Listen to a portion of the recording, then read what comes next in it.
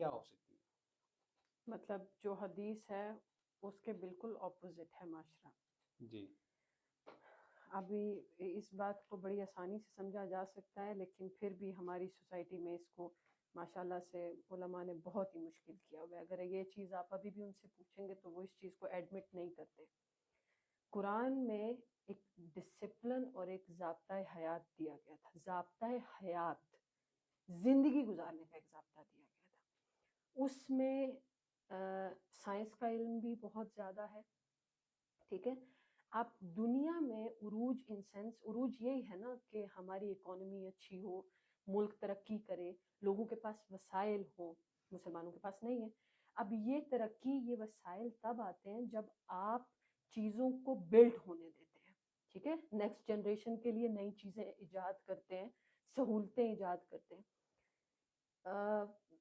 میرے خیال سے ایک آرٹیکل میں نے پڑھا تھا کہ 15ویں صدی میں جب پرنٹر آیا تھا تو انہوں نے، جو اس ٹائم کے جو علماء تھے، انہوں نے پرنٹر کے خلاف فتویٰ دیا تھا کہ پرنٹر حرام ہے، کیونکہ جب وہ چیزیں پرنٹ ہو کر جائیں گی تو جی لوگوں کی یادداشت کمزور ہو جائے گی اور ہمارا جو سوسائٹی میں انفلوئنس ہے وہ کم ہو جائے گا. تو ان لوگوں نے پرنٹر کو آگے فالو اپ نہیں کیا. اب جتنی بھی ایڈوانسمنٹ کی جو چیزیں ہوتی ہیں نا سوسائٹی میں جب وہ لائی جاتی ہیں، اب قرآن نے تو بے شمار سائنس کا علم دیا ہے.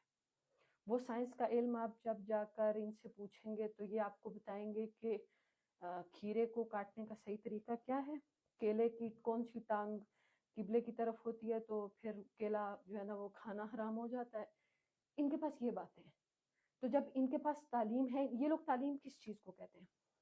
درس نظامی کا جو کورس ہے پاکستان میں، اس درس نظامی کے کورس میں کہیں سائنس نہیں ہے.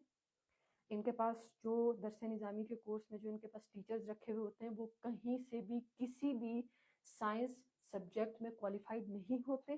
وہ پیور مولوی ہوتے ہیں جو صرف اور صرف آپ کو 6-8 سال موضوع کے مسئلے کے مسئلوں میں ہی الجھا کے رکھتے ہیں. تو پھر کہاں سے آپ کو عروج ملے گا؟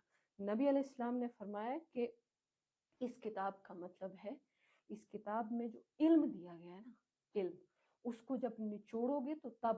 اب یورپ جو ہے نا وہ ڈسپلن معاشرہ ہے. ڈسپلن ان سینس کہ جو دنیا کی حد تک ڈسپلن چاہیے تھا نا، وہ اس ڈسپلن کو فالو کر رہے ہیں. نئی نئی ایجادات، اپنی کمیونٹی کا خیال رکھنا، اپنے لوگوں کا خیال رکھنا. مجھے ایک بچی نے امریکہ سے رابطہ کیا تھا کہ میری بیٹی کے ہارٹ میں سوراخ ہے تو اس کا یہاں پر علاج فری ہے. میں پاکستان میں آ کے نہیں رہ سکتی کیونکہ پاکستان میں اس کا علاج کروا ہی نہیں سکتی.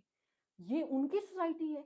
اور ہماری سوسائٹی میں آپ کو زکام بھی لگ جائے تو آپ کو جب تک ڈاکٹر 10,000 کا انجیکشن نہ دے تو تب تک آپ ٹھیک نہیں ہوتے. تو یہ ڈفرینس ہے سوسائٹیز کا، اور اس وجہ سے عروج ہے، یہاں زوال ہے.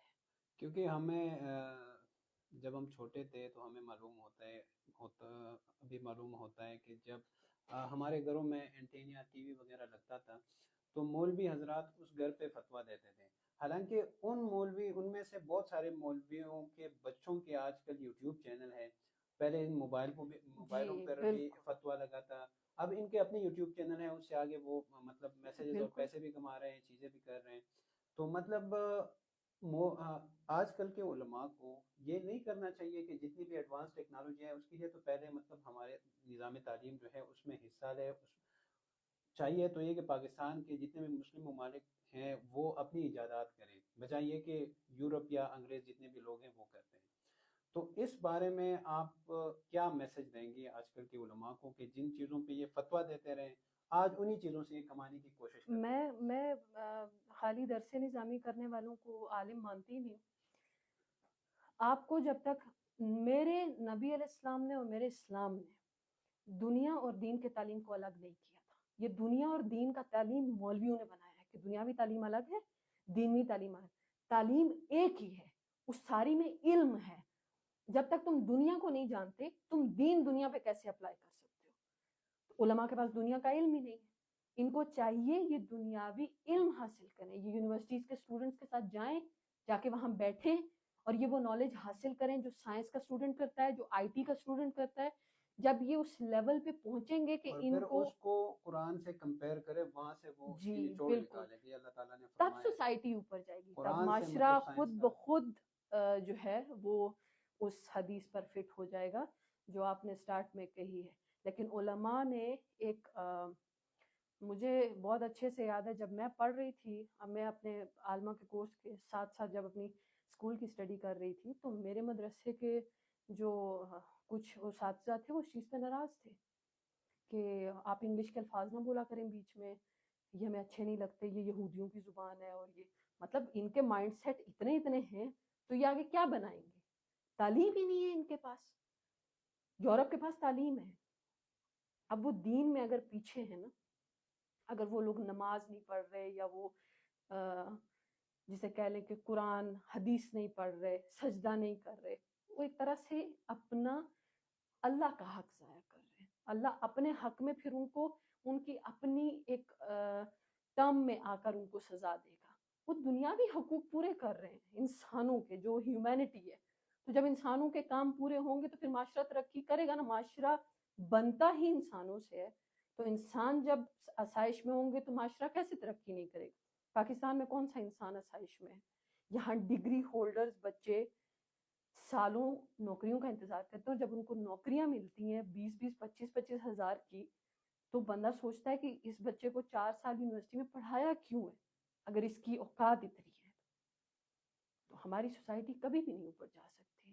تو اس کے لیے سلوشن کیا ہے نا؟ ہم نے تو پرابلمس کی بات کر لی، ہم سلوشن آپ بتائیں کہ سلوشن کیا ہونا چاہیے؟ علماء اور پاکستان کے جتنے بھی ایچ ای سی ہے، ہائی، بالکل، یہ ہماری ایجوکیشن مدارس کی اور یونیورسٹیز کی ایک کریں، ایک سلیبس ہو، اس سلیبس میں سائنس کا علم قرآن کی پوری تحقیق کی روح سے دیا جائے، کیونکہ اسلام قرآن کے اندر بے شمار سائنس ہے، اتنی سائنس ہے کہ ساری سائنس اس کے اندر ہے۔ بالکل آپ سائنس پڑھنا شروع کریں اور آپ قرآن کو ریلیٹ کرتے جائیں گے کہ قرآن کے اندر یہ جو چیزیں یہ آج سے اتنے سال پہلے بیان کی گئی ہیں۔ یہ ہماری یونیورسٹیز میں جب ہوگا، اور یہ یونیورسٹی اور مدرسے کا یہ جو دو ٹیگ ہیں یہ الگ الگ ہونے کے بجائے جب یہ جوائن ہوں گے، تب جا کر یہ سر سید احمد خان نے ایک نیکی کی تھی ہمارے ملک کے ساتھ، اور یہ اس کی سزا آج تک بھگت رہے ہیں ہم لوگ۔ انہوں نے یہ دینی اور دنیاوی تعلیم الگ کی تھی، اور یہ ان کا سب سے بڑا ظلم تھا اس پاکستان کے ساتھ، کہ آج تک مدرسے کے بچے کسی قابل نہیں بن پاتے اور یونیورسٹیوں کے بچے ایتھیسٹ